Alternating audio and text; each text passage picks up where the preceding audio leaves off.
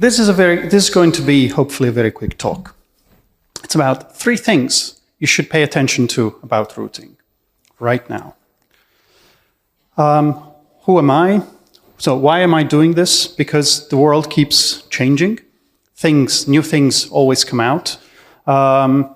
New exciting technologies, breakthroughs, but also issues happening. And as you're busy as an operator, I used to be an operator, and I know how it feels. These could go missing in your agenda. So, who am I? I'm Max. I work at the Internet Society, but this is not an ISOC presentation. This is a presentation from myself. I'm representing myself. I care about the Internet. I know you might be missing some of these things, so what is happening? First of all, AS sets need improvements. What are AS sets? AS sets are an object in the RIPE database. They identify a series of autonomous systems or other AS sets that represent the cone of customers of a transit provider or of an access provider that also has some transits.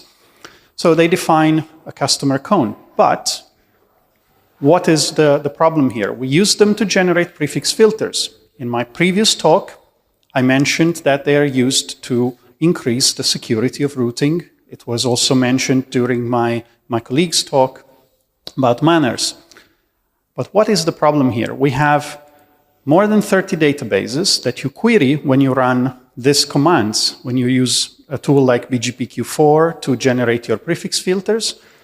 And the data in there, as I showed also in my previous talk, should be taken with a grain of salt.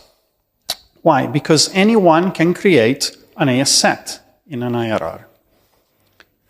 And AS sets can have the same names across different IRRs, different routing registries. So what if someone, and this happened recently, went in and took AS Google or AS Facebook, which were the AS sets for Google and Facebook, and created an empty version of them. And our tools would not be able to identify that that doesn't correspond to reality, so they would create an empty prefix list in your automation, thus basically filtering out everything from Google and from Facebook and creating an issue for you. So this has happened. People have started discussing about, okay, how can we mitigate this? So what are the proposed solutions? Hierarchical AS sets. They've been there for 20 plus years. Actually, we have a colleague, when we were discussing this issue internally, he told us, well, I wrote that RFC about 20 years ago. And so here we go. Only if the authentication for the AUTNUM, for the autonomous system number object passes, you can create that AS set. So this gives you a level of confidence that's higher than before.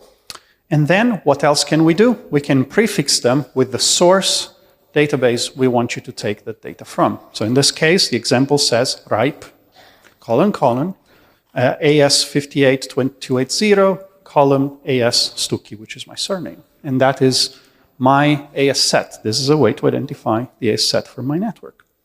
And what other additional solutions we have? We have RPKI, 5 repositories against 30 plus, more controlled. And then to do this, we would have new object types, ASPA and AS groups and or AS cones, which are still being developed.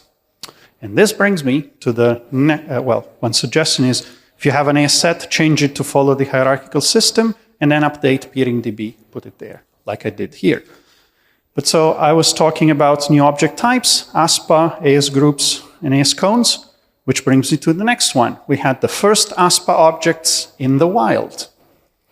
Job Snijders, which is a name you should know, announced that he published the first ASPA object earlier this week or late last week. What is that? ASPA objects are objects that you should see in RPKI. They're signed, and they tell us who should the upstreams, so the transit networks for one specific network, should be. So if we take different ASPA objects and we look at them, we can build a full chain, and that will help us identify if there's something strange in routing. If I see a network that in a chain that doesn't correspond to the one I see in the ASPA objects, then I can assume there's something wrong in that BGP announcement, and then I can flag it. So we had the first objects, we had ASPA, now we have ASPA now helping us identify path, perform path validation, identify route leaks and hijacks, and then how do we do this? With RPKI client, the software that Job Snyder showed, you can already see ASPA objects. Other validators such as Routinator and Fort will come soon, and then routers will start supporting this. But it's a matter of time, and it's going to be short in this case. Last thing, because I want to be really quick, is the full routing table is going to reach 1 million entries real soon.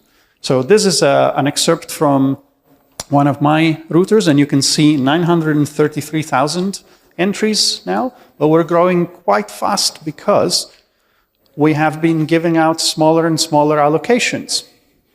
And this means more and more entries in the routing table.